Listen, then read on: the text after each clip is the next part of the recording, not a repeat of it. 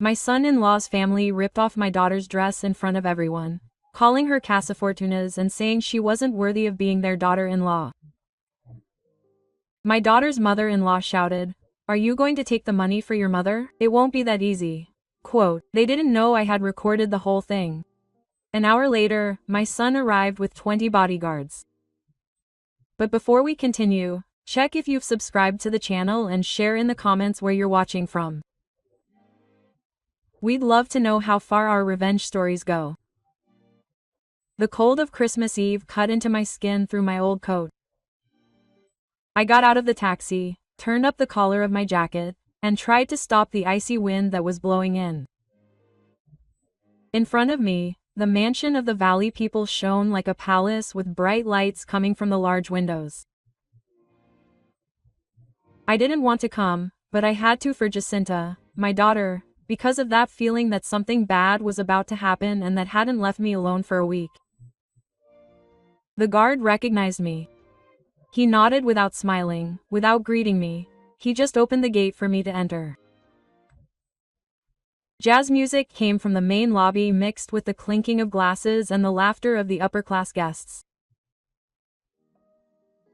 I took a deep breath and promised myself that I would just find Jacinta, hug her, and leave. But as soon as I walked through the door, the music stopped abruptly, as if someone had turned off the electricity. A high-pitched scream tore through the air.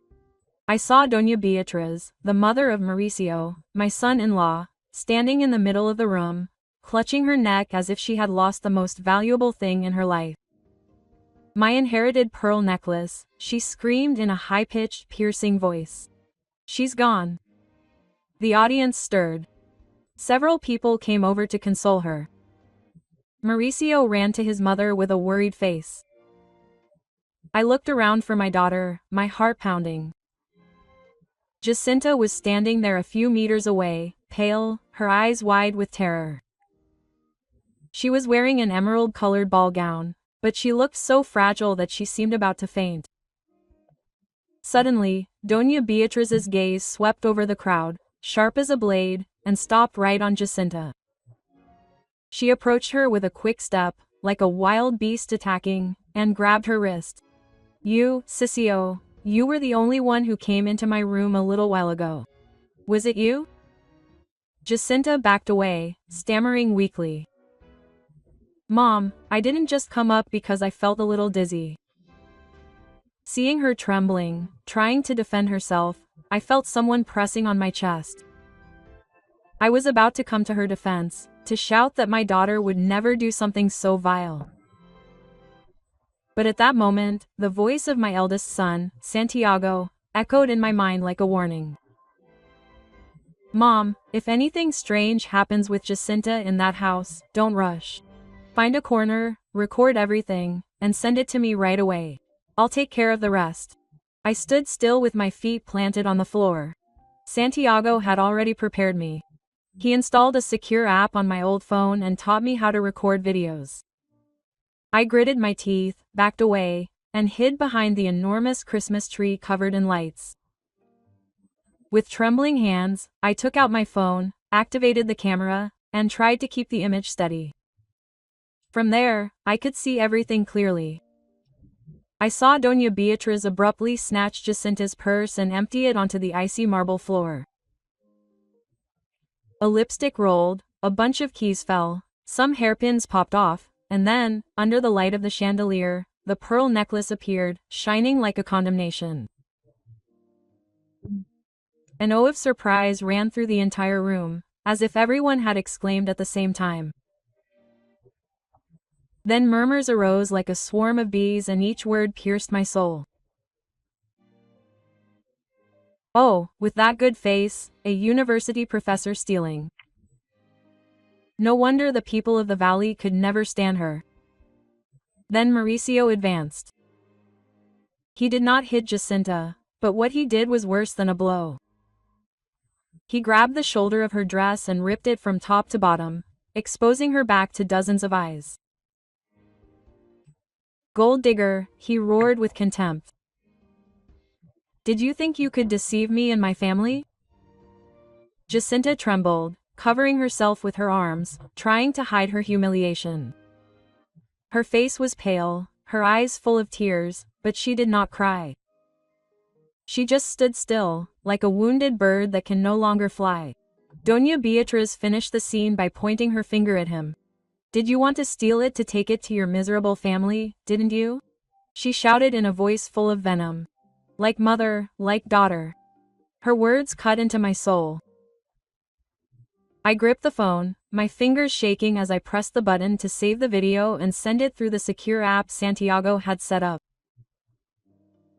When I was done, I couldn't take it anymore. I stepped out of my hiding place, took off my old coat, and draped it over Jacinta's shoulders. She looked up, her eyes red. I stood in front of her with my arms outstretched like a hen defending her chick from the wolves. "Whoever dares to touch my daughter one more time will have to walk over my dead body," I shouted, my voice cracking with anger and pain. The entire room fell silent, the laughter and murmurs dying down. Mauricio and Beatriz stared at me in astonishment, perhaps not believing that an old peasant woman like me would dare to confront them. I hugged Jacinta tightly. I felt her body trembling in my arms. I looked at Mauricio. His gaze was full of contempt. But I felt no fear. I had lost my husband. I had raised my 2 children alone amidst 1,000 difficulties. I feared no one when it came to protecting them. The air was still charged, tense as a rope about to snap. No one moved, no one dared to approach. And, just as I imagined, an hour later the roar of engines could be heard approaching from the entrance, growing louder and louder, like thunder in the night. The headlights of dozens of cars illuminated the windows of the living room, breaking through the darkness. I heard the murmur of the guests, the hurried footsteps of the guards from the valley. 20 identical black SUVs slowly entered the courtyard of the mansion, forming a silent and menacing line. At that moment, my mind was dragged back to the days when my family was still complete. Juan, my late husband, and I used to take our 2 children on picnics on the weekends, and each time we would take a photo as a souvenir. Juan stood in the center with a radiant smile, one arm around Santiago. The other held my hand while Jacinta curled up next to my legs with her 2 small braids perfectly tied. Back then I never imagined that one day I would lose him, that the strongest pillar of our family would disappear. But a construction accident took him away forever, leaving me alone with 2 young children. Santiago was barely 10 years old and Jacinta had just turned 7. The day I received the news, I broke down in front of the hospital door. I don't remember how long I cried. All I know is that when I returned to our modest home, Santiago was there with red eyes, but without shedding a tear. He hugged me small but tight and said, "Mom, don't worry, I'll help you." Jacinta, on the other hand, was cowering in a corner, hugging her old doll, whispering her father's name. When I saw him, I knew I couldn't give up. I had to get up, to become the support they needed. From being a housewife, I had to become the family's breadwinner. I worked at 3 jobs at once. At dawn, I delivered milk to restaurants. During the day, I baked in a workshop, hunched over the machine until my shoulders ached, and at night, I cleaned the offices of a small company. There were nights when I would get home after midnight, exhausted, eat a piece of dry bread, and fall asleep in my chair. But every morning, when I saw Santiago and Jacinta getting up to go to school, I would tell myself, as long as my children eat well and can study, everything is worth it. Santiago grew up faster than he should have. At age 12, he asked to help me deliver newspapers. I remember those freezing mornings pedaling his old bicycle with a bundle of newspapers tied to the back, whistling to ward off the cold. He never complained, although once I saw his hands bleeding because the string of the package had cut his skin. When I asked him, he just smiled. "Mom, it's nothing, just a scratch." Over time, Santiago chose his own path. He started out as a security guard in fancy buildings and through intelligence and hard work founded the Morales Group, a security company that I later learned became one of the most respected in the business world. Jacinta was different. She took after her father. Sweet, thoughtful, with a huge heart. She loved books and knowledge. I once saw her spend her little pocket money on used books from the market, not for herself, but to give to the neighborhood children. "Mom, they should be able to read too. Maybe they're smarter than me," she told me with her eyes shining. Her dream was to become a university professor to share what she learned with others, and she achieved it. The day she graduated, standing on stage in her gown, I cried in the stands like a little girl, until one day Jacinta brought Mauricio Del Valle home. I remember perfectly the moment he crossed the threshold of our humble home. He was wearing an expensive suit and shoes so shiny you could see his reflection. He didn't sit down right away. She walked around the room, ran a finger along the old bookshelf, and then looked at it as if checking for dust. "This place is quite simple," she said with a faint smile and a look that did not deceive me. It was not curiosity, it was contempt. I have lived long enough to recognize the eyes of those who look down on the poor. But Jacinta was there with eyes full of love, holding Mauricio's hand as if he were her entire world. That night, when he left, I took my daughter's hands and said to her in a calm but worried voice, "Jacinta, a man who does not respect the place where you grew up will never truly respect you." But she only smiled, the naive smile of a young woman in love. "Mom, he's used to luxury, but he doesn't do it with bad intentions. He truly loves me." Quote. Seeing that smile, I didn't have the heart to insist. I hugged her, hoping I was wrong, hoping that Mauricio would truly give her the happiness she deserved. The wedding took place a few months later, a lavish ceremony organized by the Del Valle family. Santiago and I sat at a secluded table, lost among wealthy guests, elegant dresses, and talk of stocks and properties. I looked at Jacinta, radiant in her white dress, as beautiful as an angel, but inside me grew an unease that I couldn't explain. Santiago, sitting next to me, was silent, but I knew he felt it too. The day Jacinta left our small house with her suitcase in her hand to go to the Del Valle mansion, I stood at the door watching her walk away until her silhouette disappeared. The house suddenly felt empty, silent to the point of being scary. I sat on the wooden chair, looked at the family photo on the wall, and that unsettling feeling I had became clearer. The door of the gilded cage had closed behind Jacinta, and I knew that from that moment on, my daughter was entering a world from which I could no longer protect her. A month after the wedding, I brought a pot of hot beef stew, her favorite dish since she was a child, to visit my daughter. I stood in front of the gate of the Del Valle mansion, hugging the pot tightly, hoping to see my little girl's smile. The guard opened the gate silently, and I entered with a troubled heart. Inside, the mansion was still as luxurious as it had been on the wedding day, but the atmosphere was heavy, as if everything were oppressed under a layer of false glitter. Mauricio was home, sitting cross-legged on an elegant leather sofa, a glass of red wine in his hand. He gave me a glance and a faint smile. "Ah, here comes Mom," she said in a polite but cold voice, as if I were an unexpected visitor. I put the pot on the table and tried to smile. "I prepared the stew that Jacinta likes so much. I hope it brightens her day." Quote. Jacinta came down the stairs, thinner than the last time I saw her. She was wearing a silk dress, but her eyes no longer shone with the same light as before. She hugged me and whispered, "Mom, you shouldn't have been so upset," but I felt her embrace weak, as if she were hiding something. I wanted to talk to her privately, but Mauricio intervened before I could. "Last week I met Santiago at a business event," he said with a satisfied tone as he drank.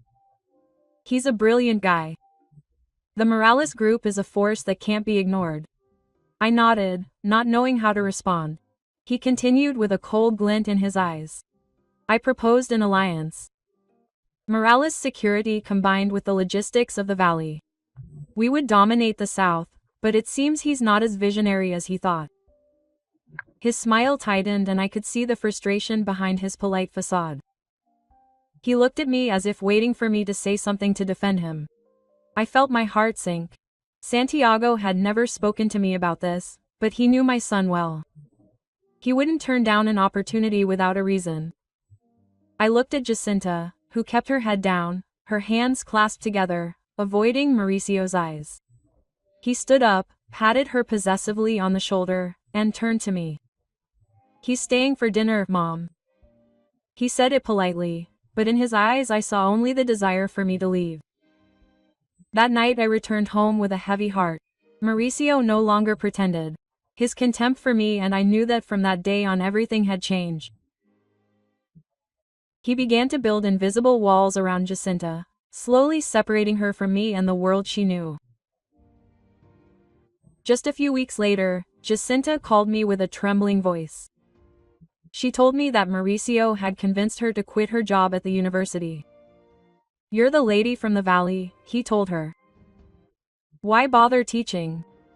Stay home, enjoy yourself, buy whatever you want, live in peace." Quote. I felt my heart break. Jacinta loved teaching. It was her vocation, her lifelong dream. But out of love, to please Mauricio, she gave in. "Mom, I think he only wants the best for me," she said, though her voice trembled, as if she didn't even believe what she was saying. Then there was the car.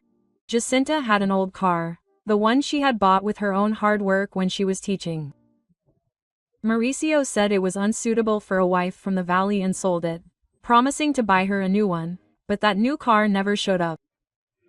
Instead, Jacinta was always accompanied by Mauricio's chauffeur and had to inform him of every move she made. "He just wanted to make sure she was okay," she explained when I asked, but I knew it wasn't care, it was control. Jacinta's calls became increasingly rare. Every time I called, the maid would answer in a monotone. "The lady is busy."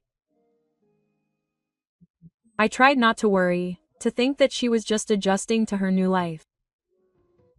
But then the furtive midnight calls started. "Mom, I can't talk much. He's in the bathroom," Jacinta whispered in fear. I felt a lump in my throat. I tried to ask her if she was okay, if she needed help, but all she said was, "I'm fine, Mom, don't worry." One night, as I was telling her that the neighbor's cat had had beautiful kittens, I heard a door open on the other end of the line. "I love you, Mom," Jacinta said suddenly and hung up.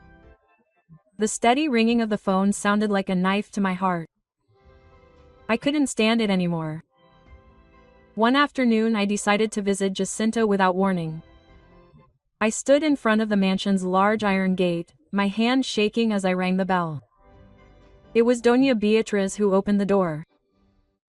She stood behind the gate looking me up and down with a scrutinizing expression, as if I were a lost beggar. "Jacinta is tired," she said in a cold voice. "She needs to rest. She can't have visitors." I tried to insist, my voice almost pleading. "Please, ma'am, I just want to see you for a moment. I'm her mother." But Beatriz let out a mocking laugh and turned her head to signal to a tall, burly guard standing nearby. She didn't say another word, simply slamming the gate shut in front of me. The guard came over, folded his arms, and looked at me with a silent warning, as if telling me not to make a scene. I could do nothing but stand there, helpless, staring at the closed gate. One afternoon, as I sat on the porch mending an old blouse, the mailman pulled up on his motorcycle in front of the door. He handed me a thick, sturdy cream-colored envelope with the logo of the university where Jacinta used to work. I took the envelope and my hands began to shake. Jacinta had dropped out of college since she married Mauricio, but perhaps she forgot to change the mailing address. A strange hunch made my heart beat faster. I entered the house, sat down at the old wooden table and carefully opened the envelope. Inside was a letter folded neatly on spotless white paper with the university's official letterhead. I read each line, feeling my heart stop. It was the official appointment letter for the position of full professor that Jacinta had dreamed of since her days of studying at night in our small house. In addition, it was accompanied by an invitation to participate in an international research project, an opportunity that any academic would desire. I squeezed the letter tightly, holding back my tears. It was not just a piece of paper, it was light, hope, a way out of the gilded confinement that imprisoned my daughter. I did not think twice. I got up, grabbed the cleanest coat I had, put the letter in my pocket and took a car straight to the mansion of the people of the valley. I did not want to let them know. I did not want to give them the opportunity to prevent me from seeing Jacinta. When the car stopped in front of the large iron gate, I saw that the delivery van had just left and the gate was left ajar. I didn't ring the doorbell, I simply slipped through the crack, silently praying that no one would discover me. Inside the mansion, the atmosphere was so silent that it was suffocating. I crossed the perfectly trimmed garden and looked out the large window of the living room. Jacinta was sitting on a white sofa, her gaze lost in the garden. She looked thinner, paler, with her hands clasped together as if she were trying to hold on to the last bit of strength she had left. Mauricio was at a desk a few meters away, reviewing a stack of documents with a cold expression. He didn't look at her as if Jacinta were just another decoration in that luxurious room. I took a deep breath and pushed open the door. "Jacinta," I called, trying to sound cheerful, although my heart ached. "I have good news for you." She looked up with a mixture of surprise and concern. She stood up and took a few steps toward me, but her eyes strayed to Mauricio as if she feared his reaction. I took a deep breath and opened the door, the letter, and handed it to her. "Read it, daughter. This is what you dreamed of so much." Jacinta took the letter with trembling hands. As she read, I saw a spark ignite in her eyes, a small flame reborn after a long winter. Her lips moved as if to say something, but before she could speak, Mauricio stood up and approached her. He snatched the letter from her hands, read it in a second, and smiled with disdain. There was no warmth in his smile, only cruelty. Without saying a word, he held the letter out in front of Jacinta and ordered in a low, icy voice, "Tear it up." Jacinta froze, her eyes wide open, confused. "Mauricio, but this is it," she tried to say in a weak, pleading voice. He interrupted her, repeating each word slowly like a blow. "I told you to tear it up. The women of the Del Valle family have only one job, to stay home and obey their husbands. Do you understand?" His words were like knives, not only to Jacinta, but to me as well. No, I couldn't hold it in any longer. My blood was boiling. I screamed, "You're a monster. Jacinta has dreams. She has a career. You have no right to destroy her life." My voice came out hoarse, full of rage and pain. Mauricio glared at me. His eyes seemed to want to devour me. "You have no right to speak here," he said in a threatening tone. "This is my house and Jacinta is my wife. Go away and stay out of our business." But Jacinta acted before I could respond. She grabbed my hand, her eyes full of tears, her voice shaking. "Mom, please go. He just wants to protect me. Don't make him angry. I beg you." She gently pushed me toward the door, desperate. In her eyes there was not only fear, but resignation, as if she had already accepted her fate. Before the maid appeared to escort me out, Jacinta whispered so quietly that I had to strain to hear her. "Mom, go first. I will find a way to see you later." But I knew that this promise was just a way to reassure me and perhaps also to reassure herself. When the iron gate closed behind me, I stood there, helpless, watching Jacinta's silhouette disappear behind the glass. I returned home after dark. My small house, once filled with the laughter of my 2 children, was now a place of terrifying silence. I sat in the chair, staring out the window at the pitch-black night, feeling my helplessness slowly consuming me. The letter, my last hope, was now nothing more than a meaningless piece of paper in Mauricio's hands. I couldn't let things continue like this. I picked up the phone, my hands shaking as I dialed Santiago's number.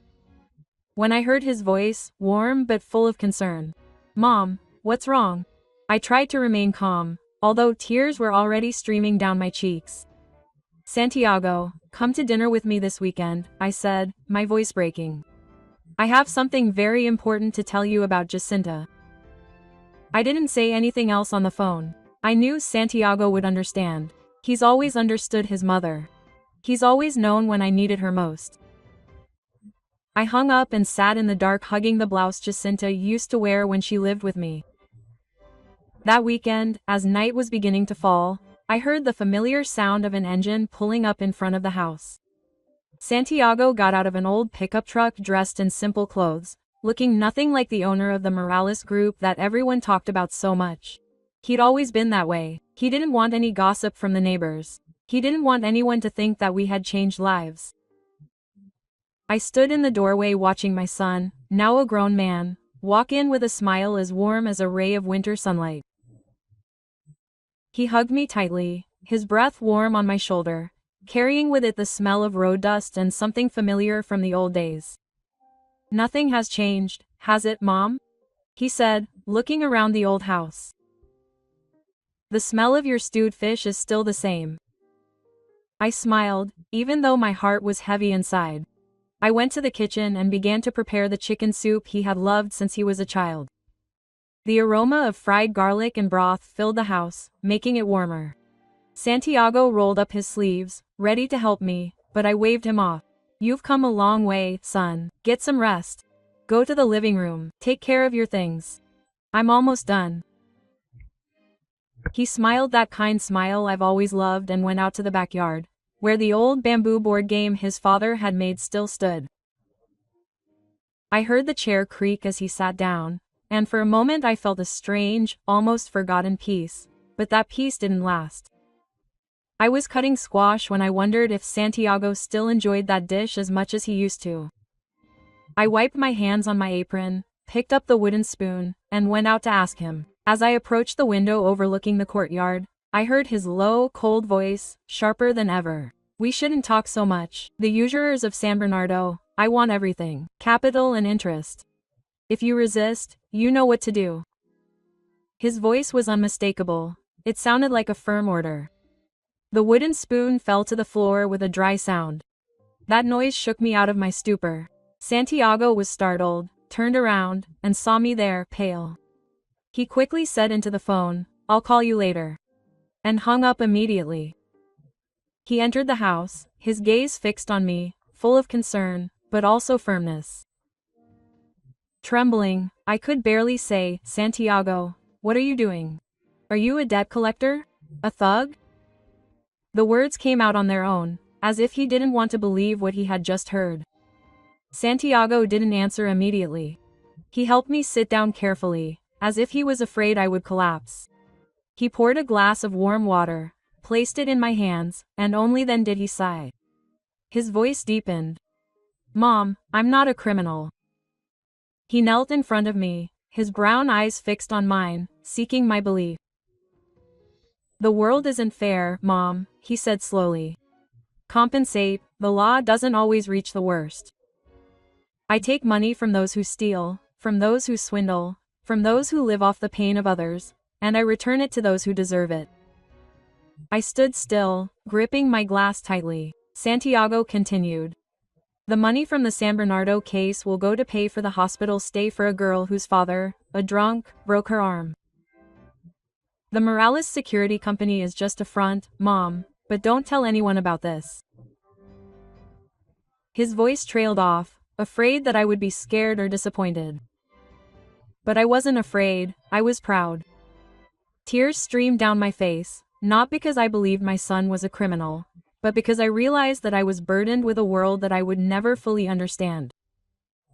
However, concern for Santiago was soon replaced by Jacinta's pain. I couldn't hold it in any longer. Tears welled up and I told him everything.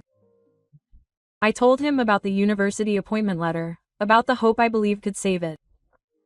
I told him how Mauricio had snatched it from me, how he had ordered Jacinta to destroy it, and how she looked at me with eyes full of despair. I told him how Doña Beatriz had shut me out of Jacinta's midnight calls. Her voice was shaky, broken. I told him how she had faded away little by little, thin, empty, like a caged bird that no longer knew how to fly. Santiago stood there listening in silence, his hands clenched until they turned white. I saw a flash of anger in his eyes, but he didn't interrupt me. When I finished speaking, all that could be heard in the small room was my sobs. I covered my face, feeling a helplessness that was drowning me like a wave. I don't know what to do, Santiago, I said through my tears. I have done everything I could, but I could not save your sister. I am useless. Santiago stood up with a cold but determined gaze. He put his hand on my shoulder and said in a deep and firm voice, "Rest assured, Mom. I understand everything now." Quote. He looked at the pot of chicken soup that was still simmering on the stove, the warm aroma bringing back distant memories. "We will eat this whole meal next time," he said in a soft but heavy tone. "I have to go now." He left that same night without saying another word. I stood at the door watching as the van disappeared into the darkness. Days later I was in the small garden behind the house, carefully cutting ripe mangoes to take as a gift to Doña Lola, the neighbor. The sweet smell of the mango reminded me of those afternoons when Jacinta, as a little girl, would sit next to me eating mangoes and laughing when the juice ran down her chin. Now that memory only hurt. As I thought about that, I heard Doña Lola's hurried footsteps coming from around the corner. She ran toward me with a red face and a voice that was both curious and envious. "How lucky you are to have such a successful son-in-law. Tonight, the people of the valley are having a big party, celebrating the company's record profits. They say that even the owner of the auto repair shop was invited. They've already picked you up, haven't they?" Her words cut through my chest like a knife. There was no invitation, no call, not a note. That humiliation hurt more than the time Doña Beatriz slammed the door in my face. Not only did they forbid me from seeing my daughter, but now they wanted to erase my existence as if I were a stain on their brilliant world. I stood there with the mango in my hand, but my soul was frozen. I forced an awkward smile toward Doña Lola. I said a few random words and entered the house, slamming the door shut. Sitting in the small kitchen, I watched as the sky gradually darkened. A bad feeling washed over me, so strong that it made me shiver. Why did it have to be tonight? Why such a big party? I knew that people from the valley never did anything without a purpose. This party wasn't just a celebration, it felt like a staged performance, and I feared that Jacinta, my daughter, would be the center of a cruel performance. I couldn't stand idly by. I went into my room, opened the closet, and took out my emerald silk blouse. The prettiest one I owned, the gift Jacinta had bought me with her first salary as a teacher. I ran my hand over the soft fabric, remembering her radiant smile when she gave it to me. "Mom, you look beautiful in this blouse." I put it on and looked at myself in the old, fogged-up mirror. I wasn't young or beautiful anymore, but I was Jacinta's mother. And tonight I would go as such, no matter how much contempt they felt toward me. I took a taxi to the residential area.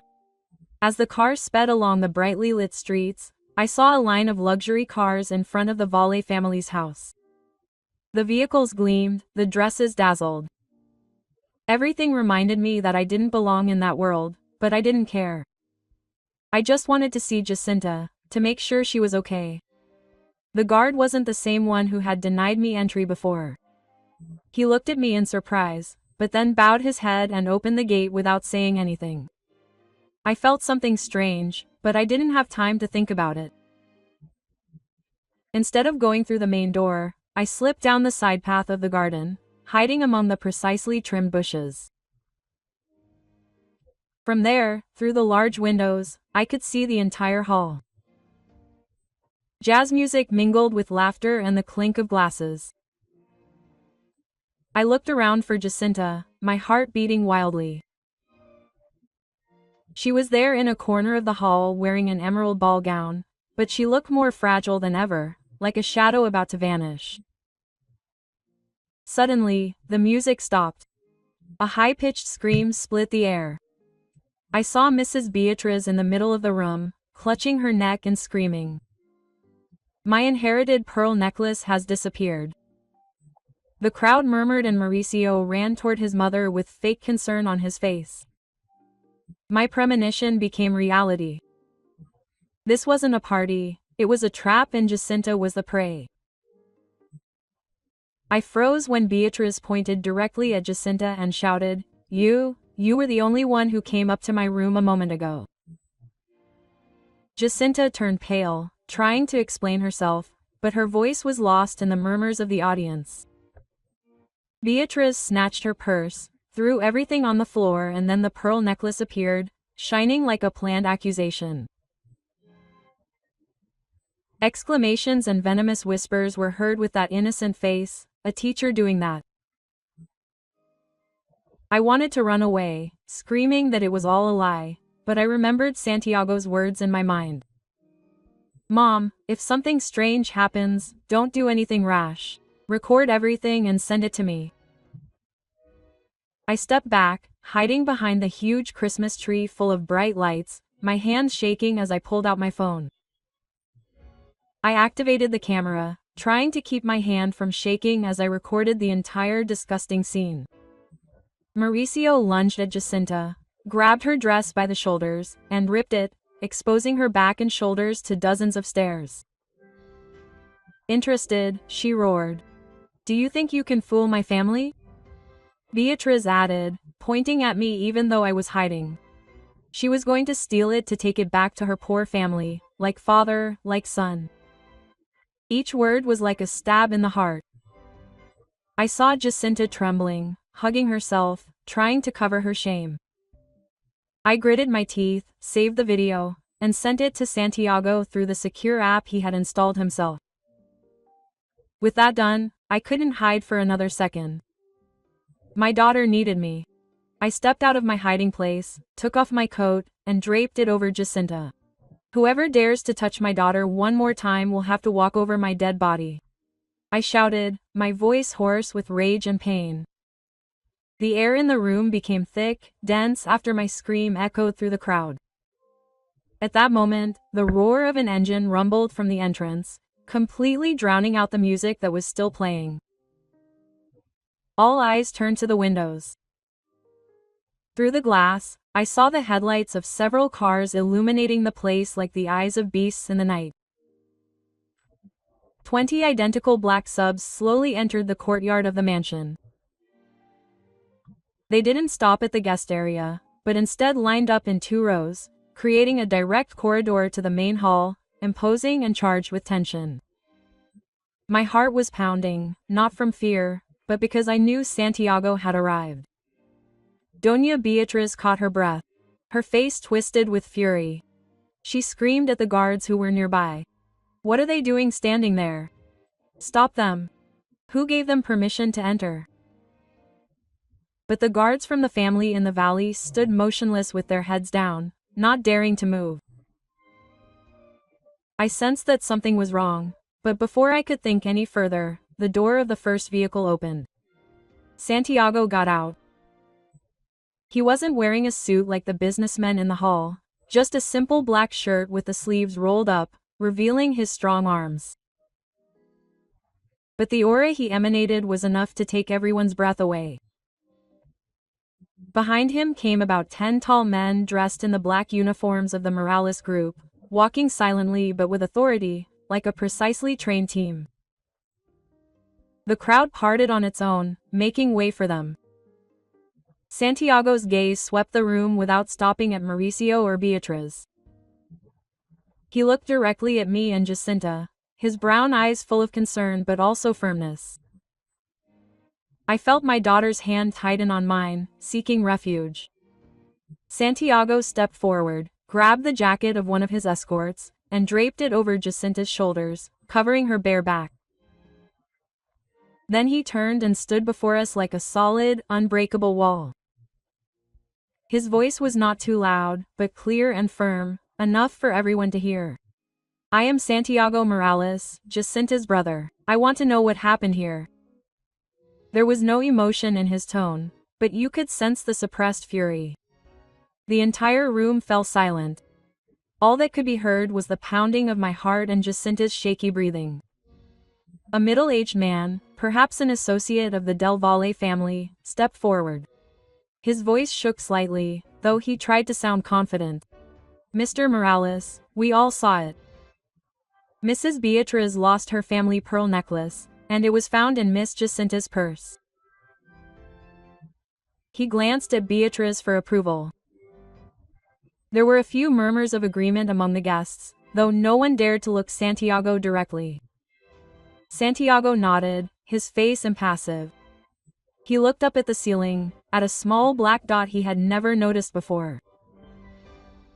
There's a security camera here, he said in a calm but sharp voice.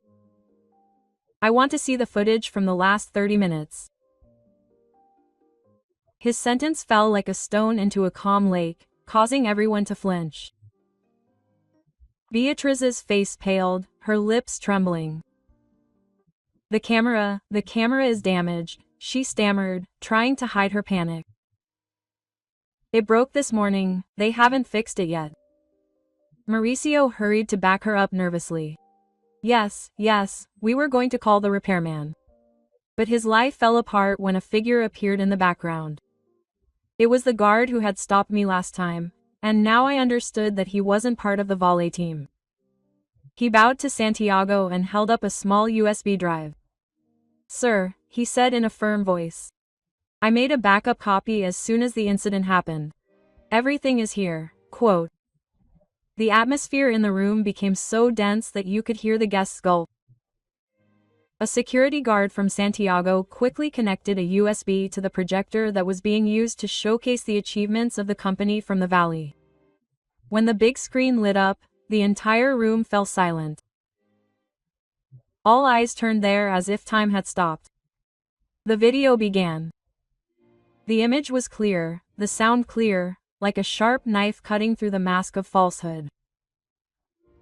I saw Jacinta on the screen, standing in a corner of the room talking to some guests.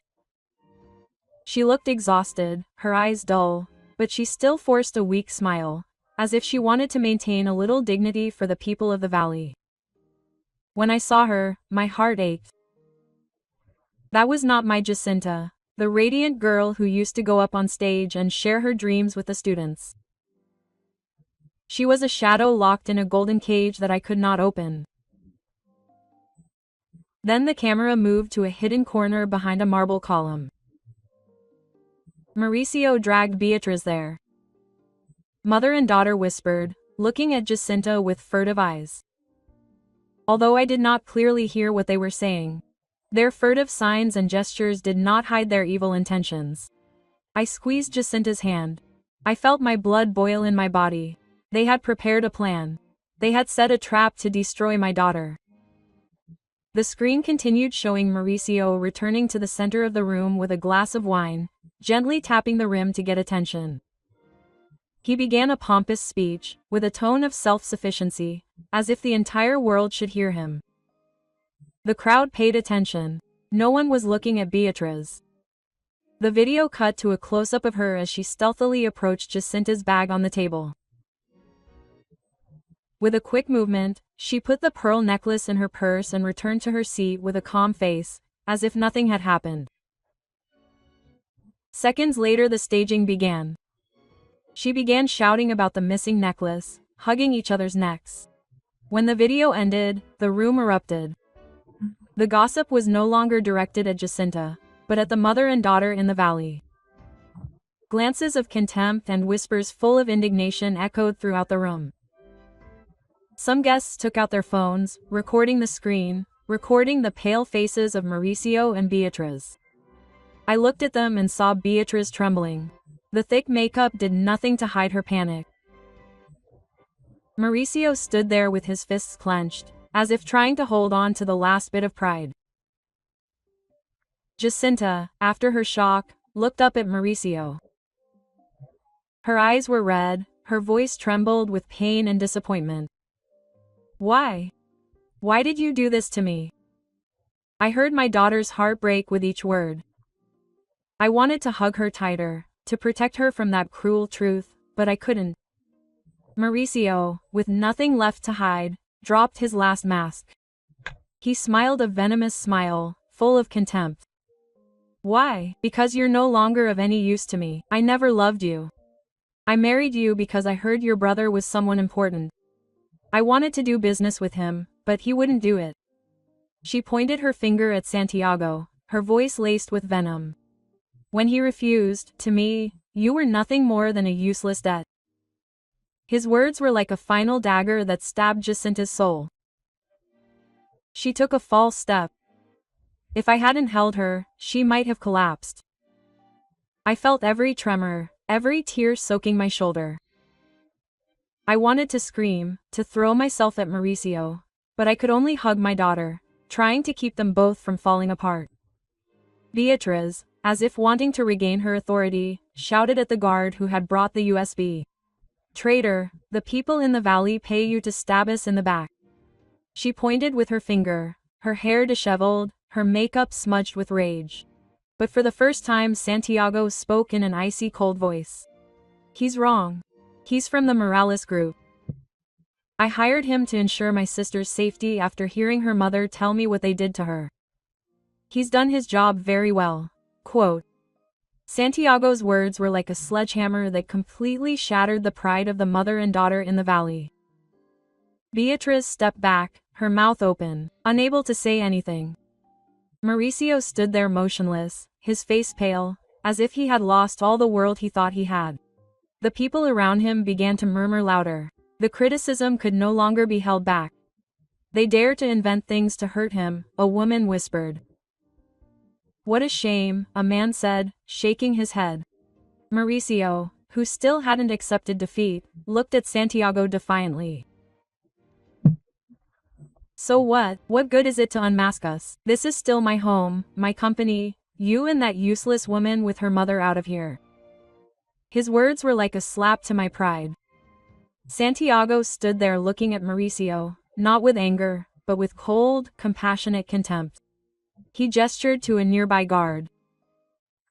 That guard approached and placed a thick folder of documents on the shiny wooden table. The plov-off as he placed it resounded in the silence like a sentence.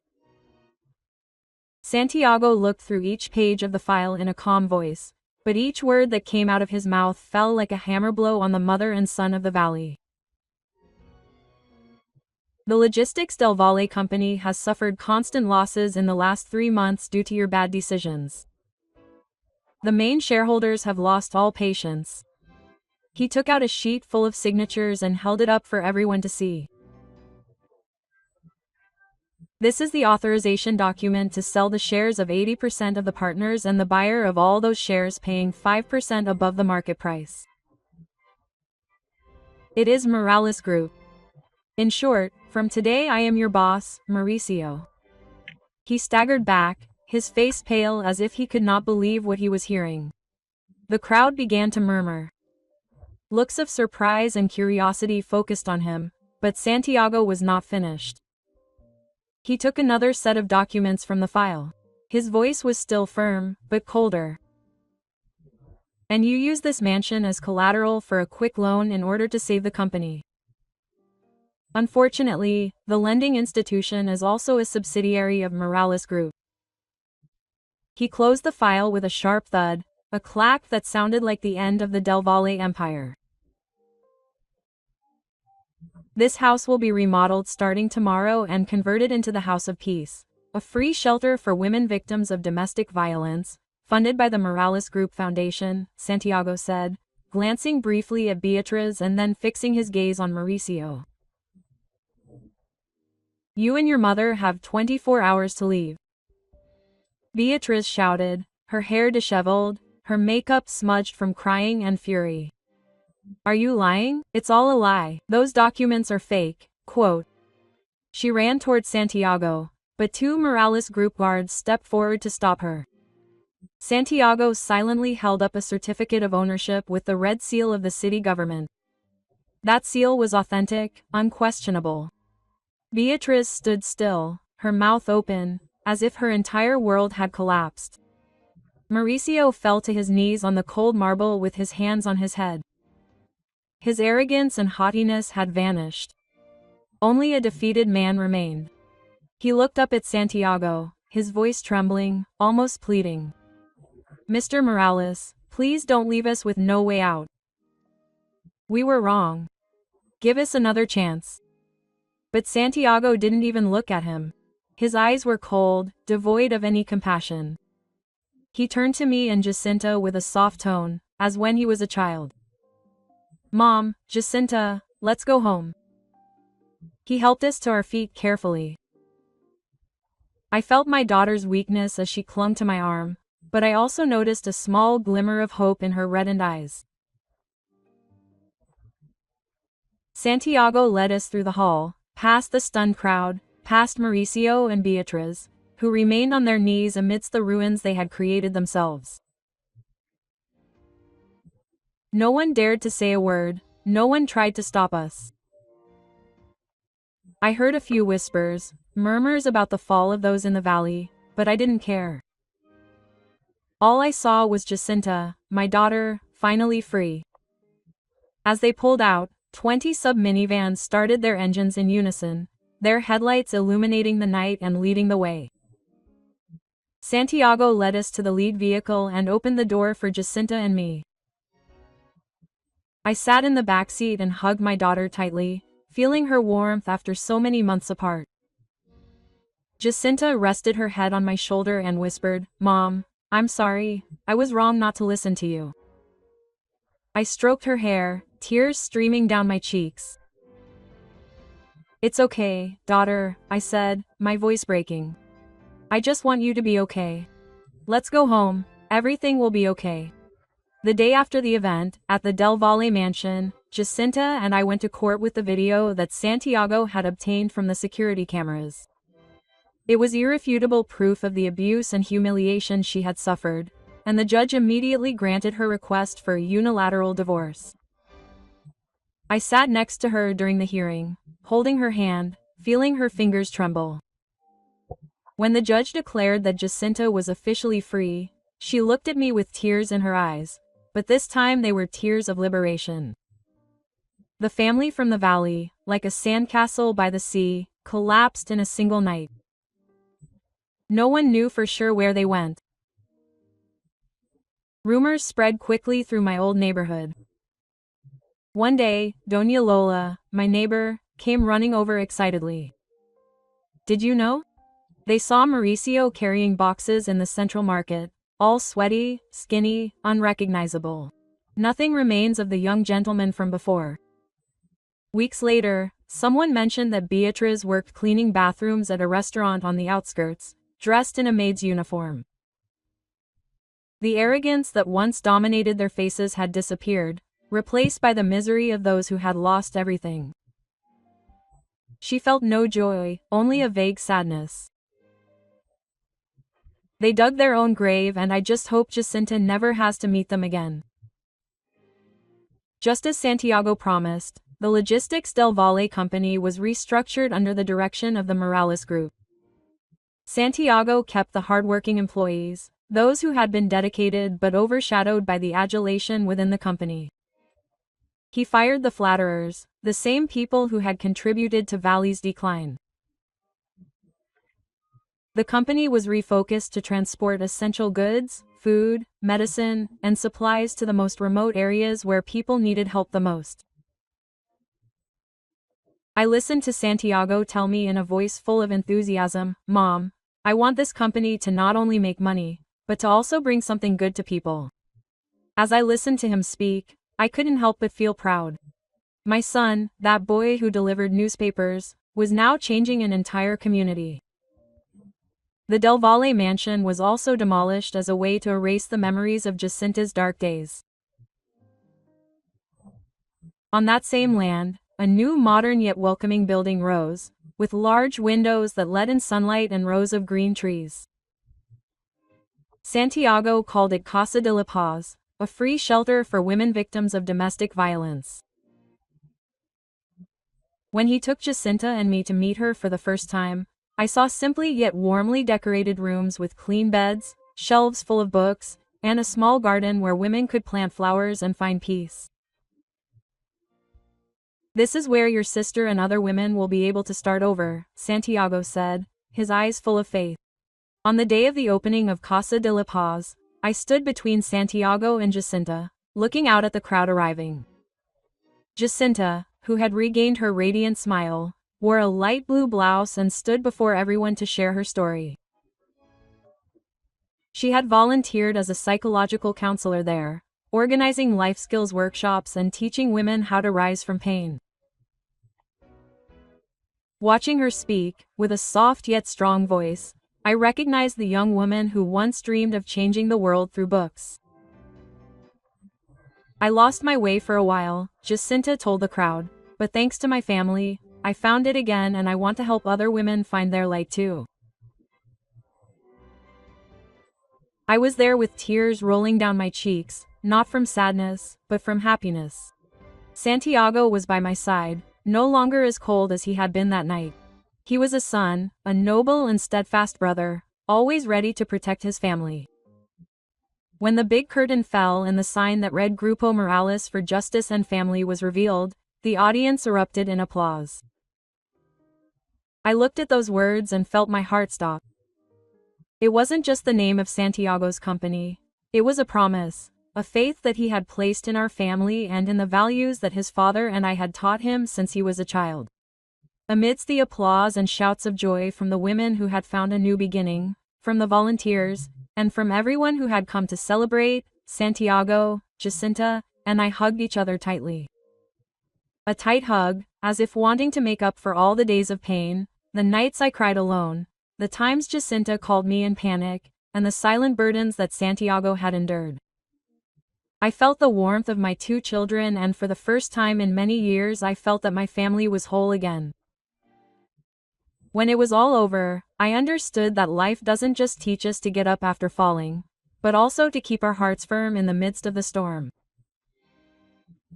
What my children and I had experienced wasn't just a series of sufferings, but a journey to recover justice, dignity, and faith.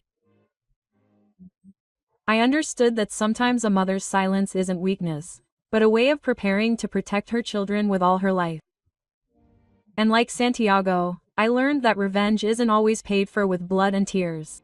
Sometimes the cruelest punishment is letting the guilty party sink into the consequences of their own actions. Jacinta, my daughter, showed that a woman, no matter how hurt she is, can always rise stronger and kinder than before.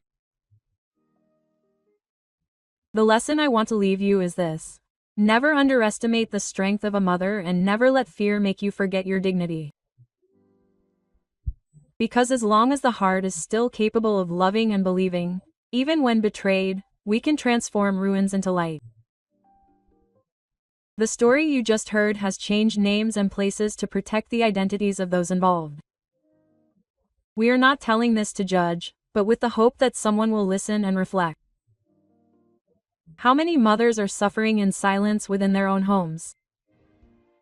I truly wonder, if you were in my place, what would you do? Would you choose to remain silent to maintain peace, or would you dare to face everything to recover your voice? I want to know your opinion, because each story can be a candle that illuminates the path of others. God always blesses, and I am sure that courage will lead us to better days. Now on the final screen I will leave two of the most beloved stories of the channel. I am sure they will surprise you. Thank you for staying with me until this moment.